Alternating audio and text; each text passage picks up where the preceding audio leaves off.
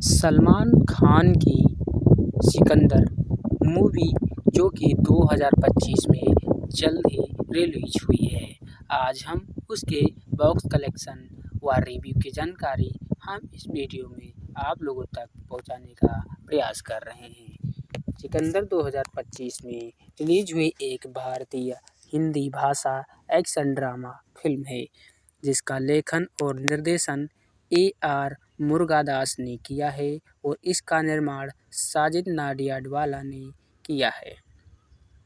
इसमें सलमान खान, रश्मिका मंदाना, काजल अग्रवाल, शर्मन जोशी, सत्यराज, जतिन सरना, संजय कपूर, प्रदीप, स्मिता पाटिल और किशोर कुमार मुख्य भूमिका में नजर आ रहे हैं।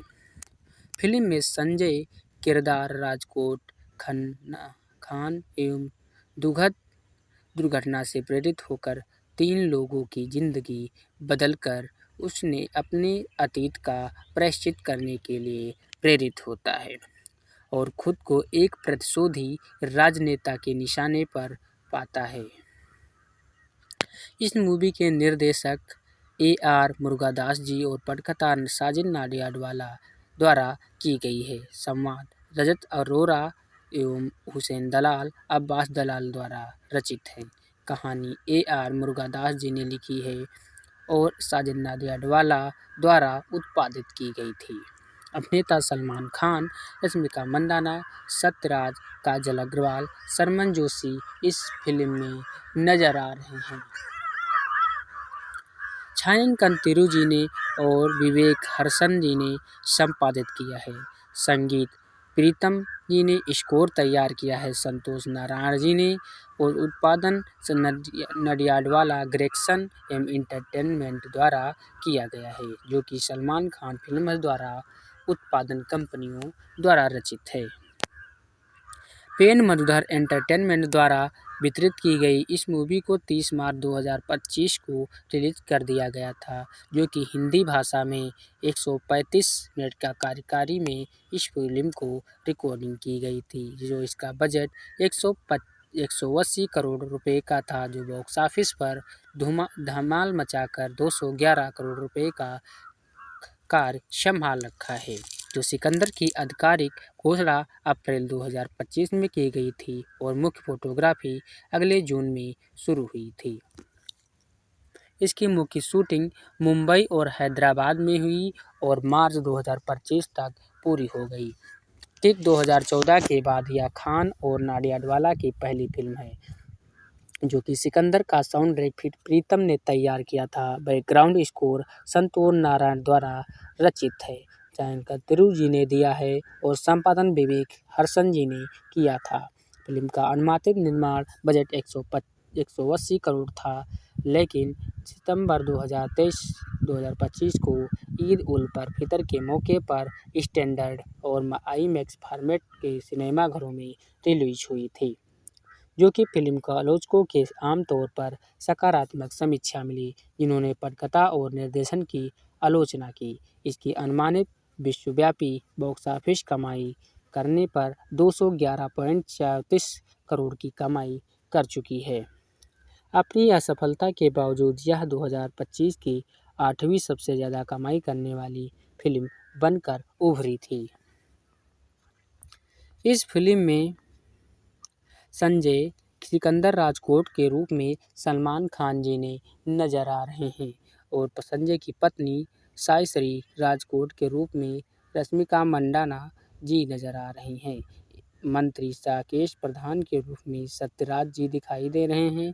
वैदेही रंगाचारी के रूप में काजल अग्रवाल नजर आ रही हैं।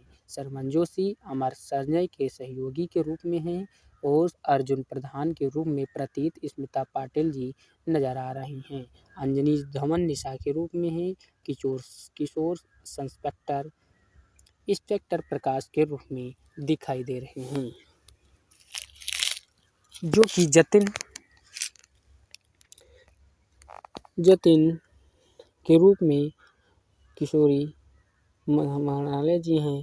आभारांता ऐश्वर्या प्रधान के रूप में हैं।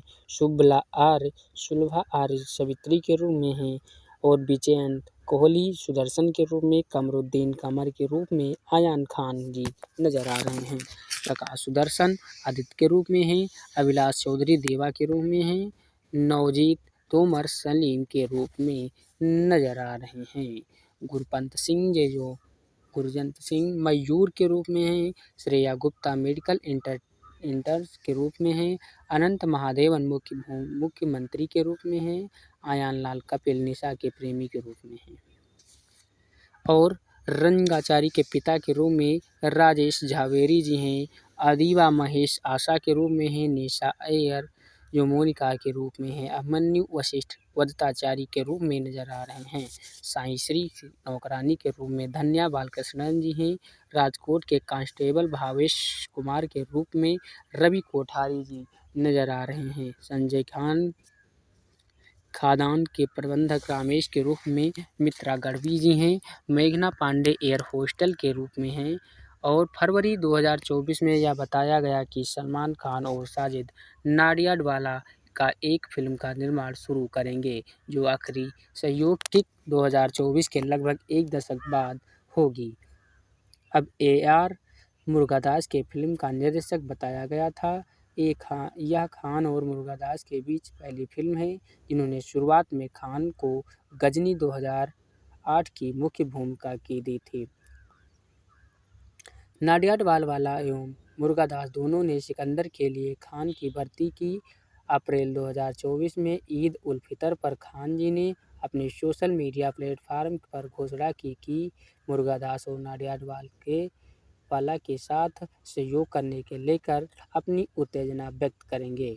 उसके तुरंत बाद फिल्म को पुर्तगाल और अन्य यूरोपीय देशों सहित कई देशों में फिल्माया जाना था, लेकिन मुरुगदास की मदहारसी 2025 पर प्रतिबंधताओं के कारण देरी हो गई। मुरुगदास के अंततः जून 2024 पर सिकंदर और मदहारसी पर एक साथ काम किया था। हालांकि जिन्होंने सिकंदर पर काम जारी रखने के बाद मदहारसी के महत्वपूर्ण हिस्से पूरे कर लिए थे और अनुमानित उत्पादन बजट 180 करोड़ के साथ सिकंदर नाडियाडवाला द्वारा निर्मित सबसे महंगी फिल्म है, जो अब तक की सबसे महंगी भारतीय फिल्मों में एक है। मई 2024 में रश्मिका मंदाना को खान के साथ मुख्य महिला के रूप में घोषित किया गया, जो कि उनके पहले सहयोग को चिन्हित करता है। इसके तुरंत बाद सत्यराज और प्रतीक बब्बर को कास्ट किया गया। सितंबर में शर्मन जोशी, काजल अग्रवाल और अंजनी धवन को काम पर रखा गया और एक महीने बाद किशोर भी कलाकारों में शामिल हो गए। मुख्य फोटोग्राफी 19 जून 2024 को शुरू हुई, जिसमें मुंबई ने हवाई आधारित एक्शन दृश्य फिल्माए गए। खान और बब्बर के बीच एक एक्शन सीक्वेंस जुलाई में फिल्माया गया था, जो अगस्त में बंदूक की लड़ाई और हाथ से हाथ एक्शन दृश्यों के सहित आगे के एक्शन दृश्यों में मुंबई भर में 40 दिनों की अवधि में ही इस मूवी को शूट किया गया था। इन दृश्यों के साथ बताया गया था कि धारावी एवं माटुंगा के मिलते जुलते 15 करोड़ से सेट किए गए हैं और सितंबर में खान को फिल्मांकन के दौरान पसली में चोट लग गई। उस महीने में अंत में फिल्मांकन फिर से शुरू हुआ, जिसे खान, मंदाना और 200 बैकग्राउंड डांसर्स आज भी शामिल हुए हैं। इस डांसर्स वाले एक गाने को फिल्माया गया। खान को लॉरेंस बिश्नोई की मौत की धमकी मिलने के बाद सुरक्षा चिंताओं के कारण फिल्मांकन को रोक दिया गया था। साथ ही खान के घर के पास गोलीबारी की भी खबर थी।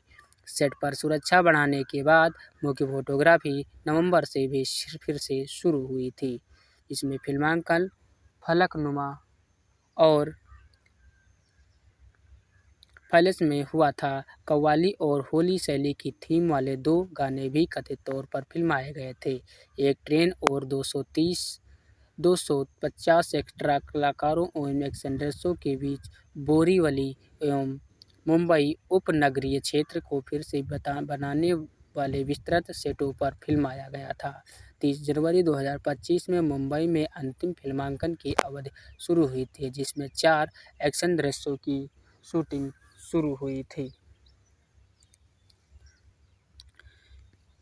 और इस फिल्म के संगीत अधिकार जी म्यूजिक कंपनी द्वारा अधिकृत किए गए थे, जिसमें गाने प्रीतम द्वारा रचित थे और बैकग्राउंड स्कोर संतोष नारायण द्वारा रचित था। पहला एकल जोहरा जमीन जो 4 मार्च 2025 को रिलीज किया गया था। दूसरा एकल गाना बम बम भोले एक सप्ताह बाद रिलीज किया गया था।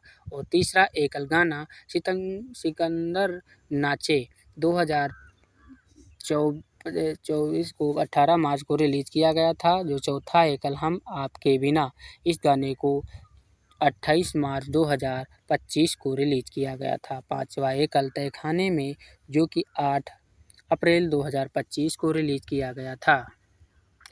और इस गाने को गाया था अरिजीत सिंह जी ने और लिखे थे समीर अंजान जी ने। तहखाने में सोम विशाल मिश्रा जी ने लिखे जी। इस गाने की लंबाई 6 मिनट 15 सेकंड की गई थी। और हम आपके बिना, इस गाने को समीर अंजान जी ने, पलक मुच्छल जी ने गाया और इस गाने को 4 मिनट 38 सेकंड के गाने की रिकॉर्डिंग की गई थी।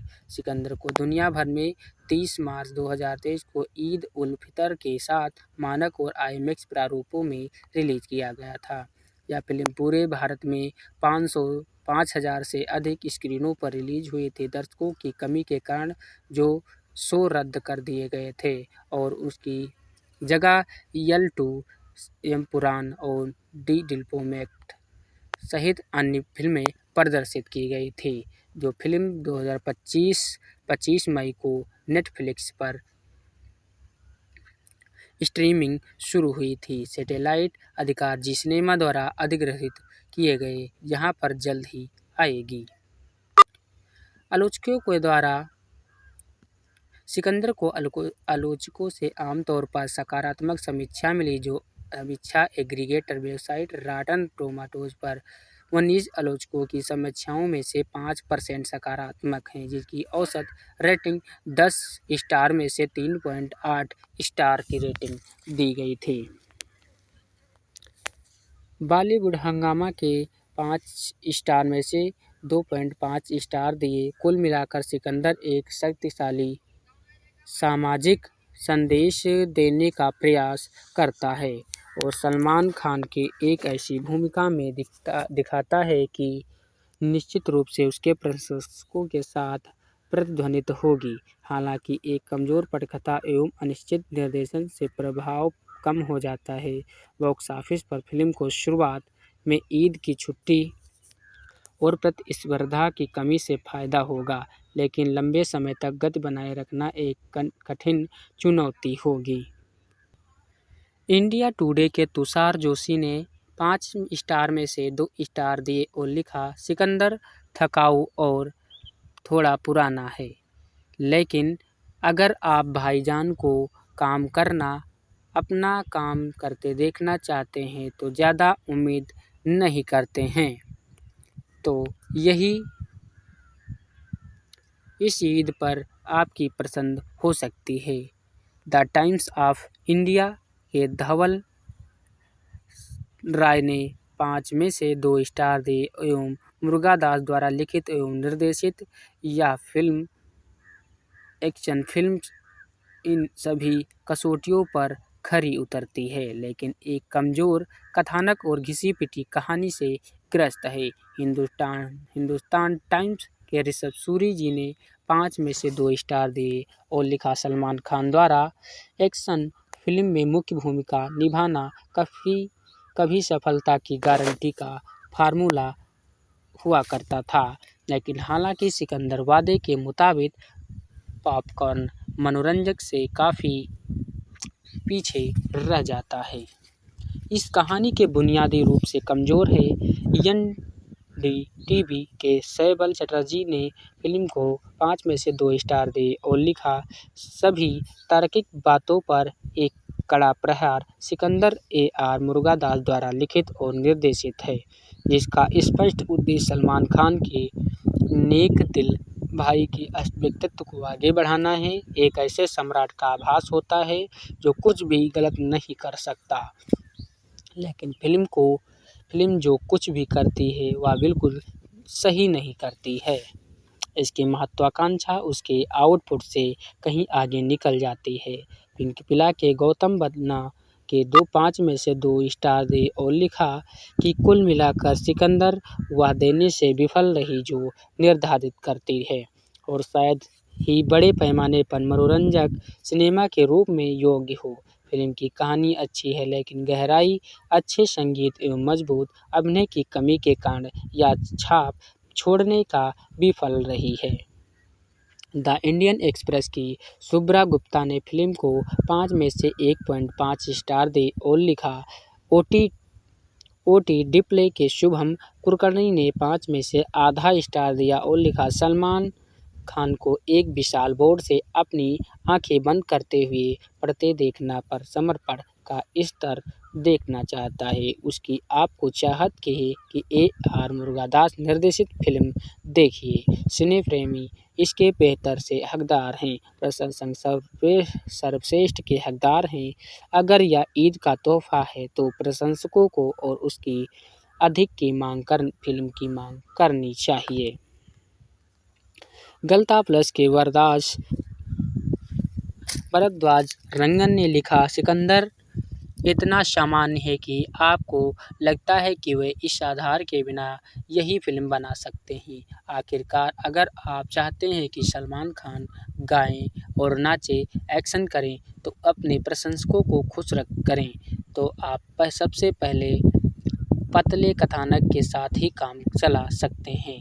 नहीं, लेकिन अलावा जब नायक खुद उतना उबा हुआ दिखता है तो आप दर्शकों से कैसे उम्मीद कर सकते हैं वे अपने इसमें बने रहेंगे या नहीं। बॉक्स ऑफिस पे सिकंदर ने अपने पहले दिन घरेलू स्तर पर 30.6 करोड़ और दुनिया भर में 35 करोड़ की कमाई की थी और खान की 7वीं सबसे ज़्यादा ओपनिंग डे कमाई करने वाली फिल्म बन गई थी। फिल्म ने अपने दूसरे दिन दुनिया भर में 100 करोड़ को पार कर लिया था और 5 दिनों के भीतर भारत में 105 करोड़ की कमाई कर चुकी थी। इसी अवधि में इसका वैश्विक बॉक्स ऑफिस संग्रह 150 करोड़ को पार कर लिया गया। NDNA इंडिया ने बताया कि फिल्म ने पहले हफ्ते में दुनिया भर में 154.35 करोड़ की कमाई की और भारत में 97.47 करोड़ की कमाई की, जिससे दुनिया भर में अनुमानित 176.18 करोड़ से लेकर 177 करोड़ की कमाई के साथ नाट्य प्रदर्शन का समापन किया है। इस फिल्म की कहानी की हम बात करते हैं। इस फिल्म की कहानी कुछ इस प्रकार दिखाई व दर्शाई गई थी, जो कि गुजरात के राजकोट राजवंश के अंतिम उत्तराधिकारी संजय राजकोट को लोग सिकंदर के नाम से जानते हैं। उसका विवाह चित्रकार सेसरी से हुआ है, जिसे रानी साहिबा कहा जाता है। एक दिन उड़ान के दौरान मंत्री राकेश प्रधान के बेटे अर्जुन की मुलाकात मोनिका से होती है, जो एक पूर्व अश्लील फिल्म अभिनेत्री हैं जो अब शादीशुदा हैं और उसका एक बेटा भी है। अर्जुन यौन संबंध बनाने के बदले में उसके पुराने वीडियो और उसके बेटे को दिखाने को धमकी देता है। हालांकि संजय और उस समय उड़ान में ही था, बीच बचाव करता है और अर्जुन और उसके बाउंसरों के साथ हाथापाई करता है। अंततः वह अर्जुन को मोनिका से माफ़ी मांगने का मजबूर करता है। अगले दिन मंत्री राकेश अपने बेटे पर हमला करने के जुर्म में संजय को गिरफ्तार करने के लिए इंस्पेक्टर प्रकाश को नियुक्त करते हैं और इस काम के लिए उसे व्यक्तिगत रूप से रिश्वत देते हैं। प्रकाश राजकोट में संजय के घर पहुंचता है लेकिन पाता है कि वह वहां नहीं है। सैसरी उसे बताती है कि संजय पहले ही पुलिस स्टेशन पर जा चुका है। जब प्रकाश थाने पहुंचता है तो वह संजय को वहां अपने वरिष्ठ अधिकारियों को साथ पाता है, जो प्रकाश को उसे जाने देने का आदेश देता है। सेसरी को लगता है कि संजय हमेशा उससे दूर रहता है। वह अक्सर उसे अपनी शादी की सालगिरह और अपना जन्मदिन भूलते हुए देखती है। एक दिन उसे पता चलता है कि वह गर्भवती है और वह संजय के साथ खबर साझा करने की कोशिश करती है। हालांकि उसी समय उसका खदान प्रबंधक 40 किलो विस्फोटक बेचता है, जिसका इस्तेमाल एक साइट पर करने की धमकी दी जाती है। संजय को हमले को रोकने के लिए वहां भागने के लिए मजबूर करता है। उसे अनजान से श्री उसका पीछा करते हुए साइट पर जाती है, जहां एक बम विस्फोट में फंस जाती है और गंभीर रूप से घायल हो जाती है। उसे अस्पताल ले जाया जाता है, लेकिन संजय को अपनी गर्भावस्था के बारे में बताने के उसके पहले ही मौत हो जाती है। अपनी मृत्यु के पहले उसे अंगदान के लिए साइन अप किया था और उसके फेफड़े, आंखें एवं हृदय मुंबई के मरीजों के प्रत्यारोपित किए गए थे। यह जानने के पर उसके अंगों का इस्तेमाल वहां सर्जरी में किया गया था। संजय प्राप्तकर्ता खोजने पर निकल पड़ता है और मुंबई जाता है। उसे जल्द ही पता चलता है कि उसके फेफड़े मुंबई में धारावी के एक अनाथ बच्चे कमर को, उसकी आंखें वैदेही रंगा को और उसका हृदय निशा को दान कर दिए गए थे। संजय पहली बार कमर से मिलता है और उसे पता चलता है कि अपने इलाके में व्याप्त भीषण प्रदूषण के कारण उसके फेफड़ों की बीमारी है। यह प्रदूषण बीमार विराट बख्शी नामक एक व्यवसायी के कारण है, जिसके एक शॉपिंग मॉल बनाने के लिए कई एकड़ जमीन खरीदी है। हालांकि बचे हुए निवासियों को खाली करने के लिए मजबूर करने के प्रयास में है, जो अपनी जमीन का इस्तेमाल कचरा फेंकने के लिए करता है, जिसके रहने की स्थिति और खराब हो जाती है। इसके बाद संजय वैदेही से मिलता है और उसे पता चलता है कि वह बड़े ही दुकान चलाती है, लेकिन उसे व्यवसाय के ऑर्डर मिलना बंद हो गए हैं। वह मानती है कि उसके सख्त ससुर इसका कारण है, क्योंकि उसका मानना है कि महिलाओं को काम नहीं करना चाहिए। अंत में संजय निशा से मिलता है, जो अस्पताल में है, क्योंकि उसका दान किया गया हृदय काम करना बंद कर चुका था। उसे बचाने के लिए दृढ़ संकल्पित संजय दुबई के एक डॉक्टर को वीडियो कॉल के माध्यम से स्थानीय डॉक्टरों का मार्गदर्शन करने की व्यवस्था करता है, जिससे उसकी हालत स्थिर करने में मदद मिलती है। बाद में उसे पता चलता है कि निशा दिल की बीमारी के साथ पैदा हुई थी, जो उसके पूर्व प्रेमी कपिल द्वारा बेरहमी से उसे बताने के बाद बिगड़ गई, जो वह शादी करने जा रहा है, जिससे उसे भावनात्मक परेशानी हुई। राजकोट जाने से पहले अर्जुन अपने पिता राकेश की एक भाषण शैली में संजय और उनके साथियों को देखता है। संजय और अर्जुन के बीच एक तरह की खींचातान शुरू हो जाती है, लेकिन अंत में अर्जुन गलती से अपनी कार पर मोलोटोव कॉकटेल गिराकर खुदकुशी कर लेता है। संजय जब मुंबई से निकल रहा होता है तो उसे राकेश का फ़ोन आता है कि बदला लेने की कसम खाता हूँ कि और कहता है कि वह तीनों अंग प्राप्तकर्ताओं को मार डालेगा। इसके बावजूद संजय यह भी वादा करता है कि वह उससे बचाएगा और मुंबई में ही रहता है। आखिरकार संजय तीनों अंग प्राप्तकर्ताओं और उनके परिवारों की मदद करता है और मुंबई को एक बेहतर जगह बनाता है, जिसमें कमर और दूसरे बच्चे चैन से रह पाते हैं। वैदेही अपने ससुर काम द्वारा अपने एक इजाज़त मिलने के बाद एक व्यवसाय चलाती है और निशा अपने परिवार के साथ खुशी खुशी रहती है। लेकिन जल्द ही राकेश संजय और एक आतंकवादी बम हमले में फंसा देता है, जिससे अंग का प्राप्तकर्ताओं पर का संजय पर से भरोसा कम हो जाता है।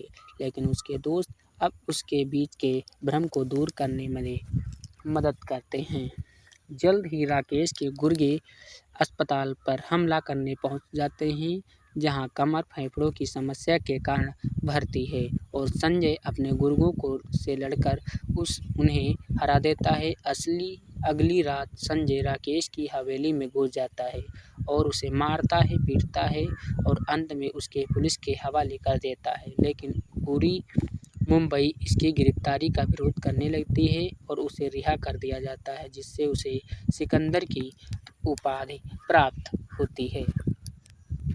दोस्तों, इस मूवी में आप लोगों को क्या पसंद आया और इस मूवी में आप लोग कितने लोग देख चुके हैं, हमें कमेंट में ज़रूर बताएं। और इस वीडियो से आपको क्या सीखने को मिला, ज़रा हमें कमेंट में बताएं। और वीडियो को लाइक करें, चैनल को सब्सक्राइब करें। धन्यवाद।